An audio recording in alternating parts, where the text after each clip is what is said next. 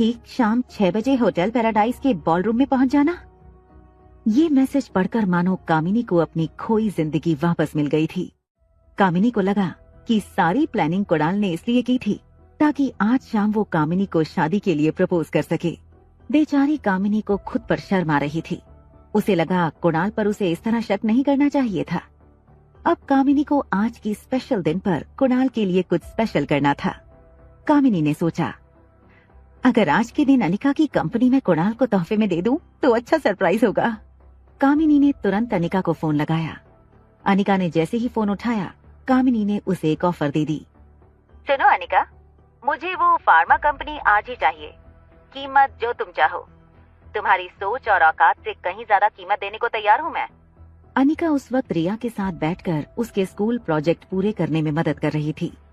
अनिका रिया से थोड़ा दूर होकर बोली, मैं जितना कमा लेती हूँ उतने में मैं और मेरी बच्ची खुश हैं।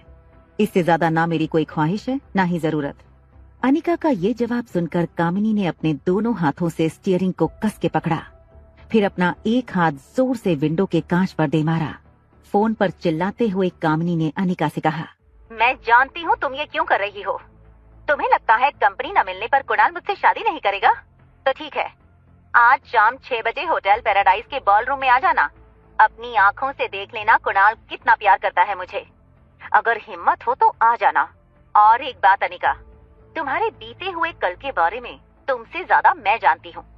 अगर तुम्हारे पास्ट के बारे में कुछ अहम बातें जानना चाहती हो तो जरूर आना। होटल पैराडाइज इंटरनेशनल बॉलरूम, शाम 6 बजे। इतना कहकर कामिनी ने फोन काट दिया। अनिका हैरान हो गई।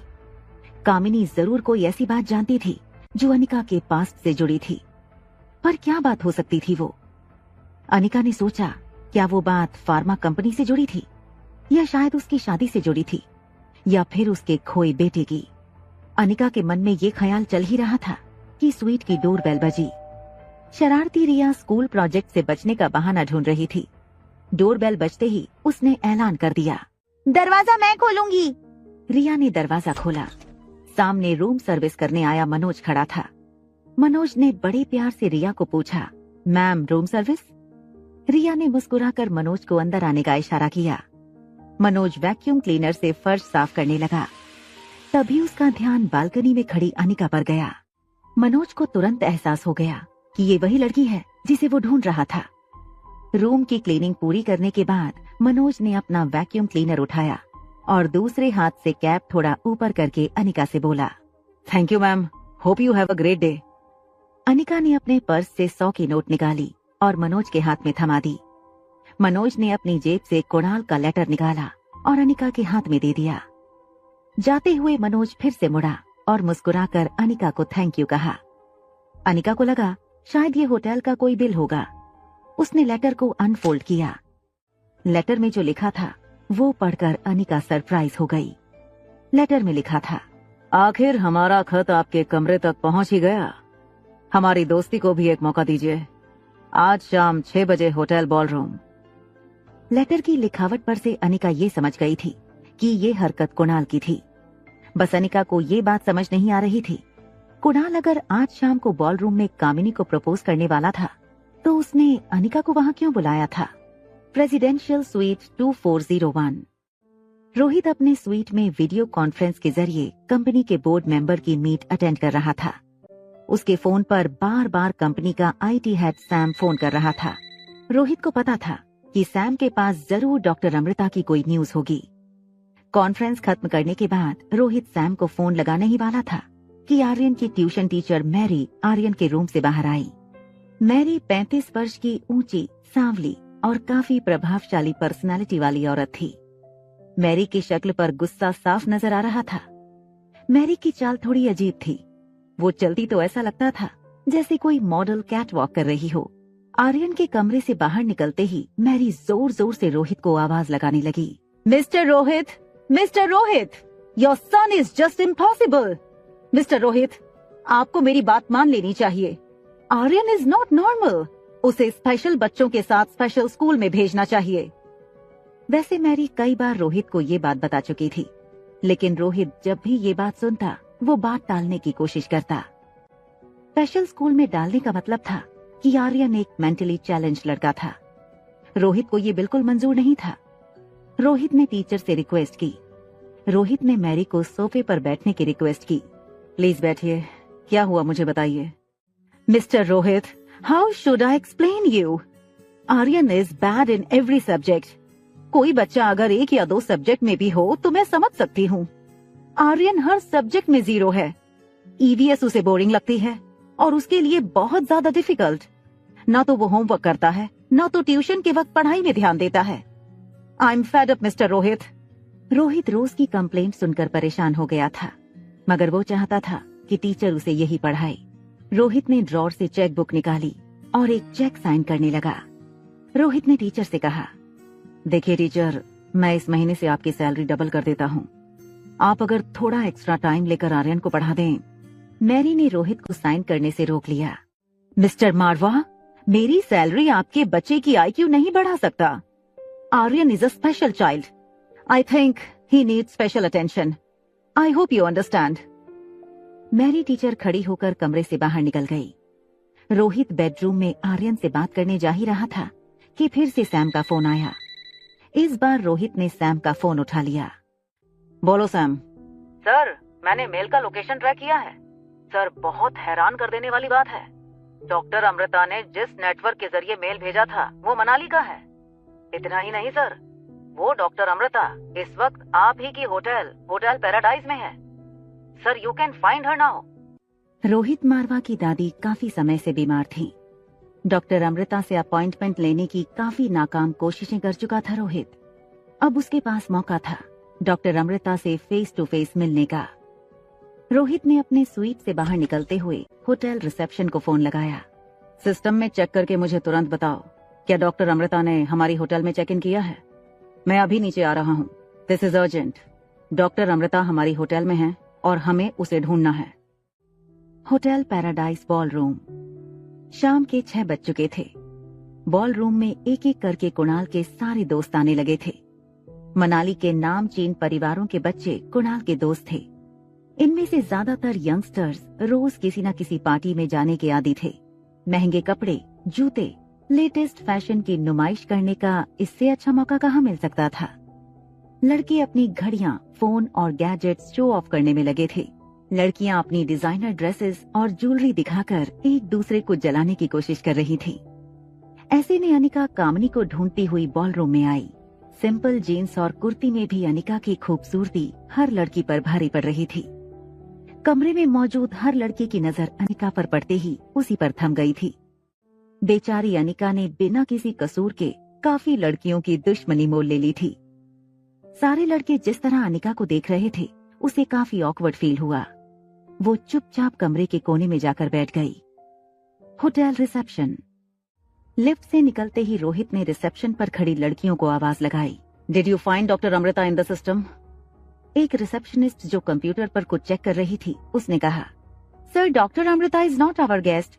डॉक्टर अमृता नाम की किसी गेस्ट ने चेक इन नहीं किया है। रोहित ने आवाज ऊंची करते हुए कहा, how is it possible? Check again. मेरे पास इंफॉर्मेशन है, डॉक्टर अमृता इस वक्त हमारी होटल में ही मौजूद हैं and I want to meet her. It's urgent. ये कहकर रोहित ने रिसेप्शन डेस्क पर मुक्का मारा। रोहित के गुस्से से ज्यादा उसकी पर्सनालिटी से डर लगता था रोहित के स्टाफ को। एक रिसेप्शनिस्ट ने हिम्मत करके रोहित को कहा, सर, हो सकता है कि डॉक्टर अमृता हमारे यहाँ रुकी ना हो, मगर वो यहाँ हमारे रेस्टोरेंट में या कॉफी शॉप में खाना खाने या कॉफी पीने आए हों। ये सुनते ही रोहित कॉफी शॉप की ओर मुड़ गया। कॉफी शॉप में बैठे सारी गेस्ट को देखने लगा, मगर रोहित की परेशानी ये थी कि ना तो उसने कभी डॉक्टर अमृता को देखा था, न ही इंटरनेट पर डॉक्टर अमृता की कोई फोटोग्राफ मौजूद थी। बॉल रूम में लगभग हर लड़का अनिका से दोस्ती करने की कोशिश कर चुका था। कोई उसका नाम पूछता तो कोई नंबर मांगता। एक लड़के ने तो अनिका को बॉलीवुड की फिल्म की ऑफर कर दी। अनिका सबसे बस एक ही चीज कहती, नॉट इंटरेस्टेड। तभी वहां कामिनी अपनी दोस्त पूजा के साथ आई। कामिनी ने ऑफ शोल्डर 1 पीस गाउन पहना था। गाउन की लंबाई कुछ ज्यादा थी। कामिनी ने दोनों हाथों से गाउन को उठाया था। गले में हीरों का हार, मैचिंग ब्रेसलेट और कानों में बड़े डायमंड स्टडेड झुमके। भारत की ज्यादातर लड़कियां शादी में इतना नहीं सजती होंगी, जितना कामिनी इस पार्टी के लिए सज के आई थी। कामिनी को इस रूप में देखकर सारे फ्रेंड्स चौंक गए। लोग तरह तरह की कमेंट करने लगे। किसी ने कहा, क्या बात है कामिनी, आज कुछ स्पेशल है क्या? तो किसी ने कहा, कोई हमें भी तो बताओ, किस बात की पार्टी है आज? कहीं आज तुम दोनों कोई बड़ा अनाउंसमेंट तो नहीं करने वाले?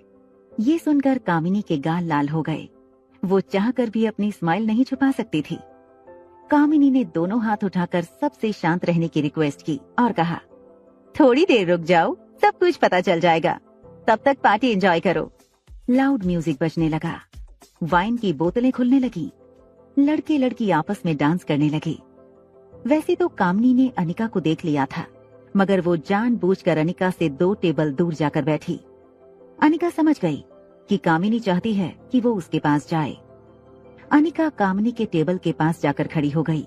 अनिका ने कामिनी को रिक्वेस्ट करते हुए पूछा, कामिनी, अगर तुम मेरे बेटे के बारे में कुछ जानती हो तो प्लीज मुझे बताओ। कामिनी अनिका को घूरने लगी। अनिका की खूबसूरती कामिनी की आंखों में चुभने लगी थी। कुछ ही सेकंड में कामिनी को एहसास हो गया कि सादे लिबास में भी अनिका कामिनी से काफी ज्यादा खूबसूरत लग रही थी। कामिनी की जलन अचानक गुस्से में बदल गई। उसने बड़ी रूडली अनिका से कहा, सच बताओ, क्यों आई हो तुम यहाँ? तुम्हें क्या लगता है तुम्हारा ये बदला हुआ रूप देखकर कुणाल मुझसे रिश्ता तोड़ देगा? ये तुम्हारा वहम है। अनिका कामिनी के बगल में आकर बैठ गई। अनिका कामिनी के कंधे पर हाथ रखकर बोली, देखो, मेरा ऐसा कोई इंटेंशन नहीं है। मैं बस अपने खोए बेटे को वापस पाना चाहती हूँ। मुझे बस उसके बारे में बता दो, वो कहाँ है? कामिनी की आवाज अब जोर पकड़ रही थी। और कितने दाग लगाओगी परिवार पर? बेशर्मी की हद होती है। एक नाजायज बच्चे को लेकर घूम रही हो, दूसरे का पता पूछ रही हो, और अब यहाँ मुझसे मेरा प्यार छीनने की कोशिश कर रही हो। अच्छा किया था मैंने तुम्हारे साथ। इतनी मोटी और बदसूरत होने के बावजूद कुमारी माँ बन गई थी। अगर तुम उस वक्त ऐसी लगती तो पता ही नहीं क्या करती। अनिका ये बात सुनकर चौंक गई। उसने कामिनी से पूछा, क्या मतलब है तुम्हारा? क्या किया था उन्होंने मेरे साथ? कामिनी को पता था लाउड म्यूजिक में उन दोनों की बातें कोई नहीं सुन पाएगा। कामिनी ने ग्लास में जूस का सिप लिया और बड़े कैजुअल अंदाज से बोली, मेरी माँ ने ही तुम्हें कुछ इंजेक्शन दिए थे, जिससे तुम्हारे शरीर में हार्मोनल इम्बैलेंस हो गया और तुम एक बदसूरत मोटी हो गई। ये बात सुनकर अनिका को एक पल ऐसा लगा कि कामिनी की जान ले लूं। सौतेली बेटी होने की कोई इतनी बड़ी सजा कैसे दे सकता था? अनिका के चेहरे का रंग उड़ते देख कामिनी को मजा आने लगा था। जले पर नमक छिड़कते हुए कामिनी ने कहा, मगर तुम्हारा मन न बदल पाई मेरी माँ। इतनी मोटी और बदसूरत होने के बावजूद पता नहीं किस आवारा के साथ रात बिता कर आई थी। शी, तुम्हें तो सौतेली बहन कहने में भी शर्म आती है। अब जाओ यहाँ से, कुणाल दोबारा तुमसे रिश्ता नहीं जोड़ेगा।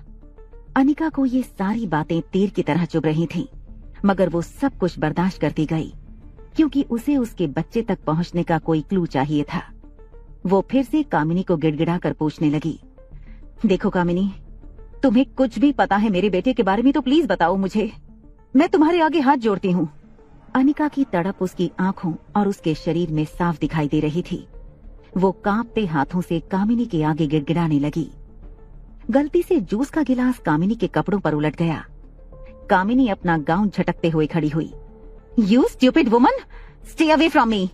मैं जानती हूँ तुम यहाँ किस मकसद से आई हो। Get out from here. Kamini ने अनिका को धक्का मारा। अनिका जमीन पर गिरी। उसे तो नहीं लगी, मगर उसका फोन टूट गया। तेज म्यूजिक में भी कामिनी की बातें काफी लोगों ने सुनी। कामिनी पूजा के साथ अपना ड्रेस ठीक करने वॉशरूम चली गई। तभी अचानक बॉलरूम की लाइट्स ऑफ हो गईं। मेन डोर की फॉलो लाइट शुरू हुई। जब गेट खुला तो अंदर कुणाल एक गिटार के साथ एंटर हुआ। आगे की कहानी जानने के लिए देखें अगला एपिसोड।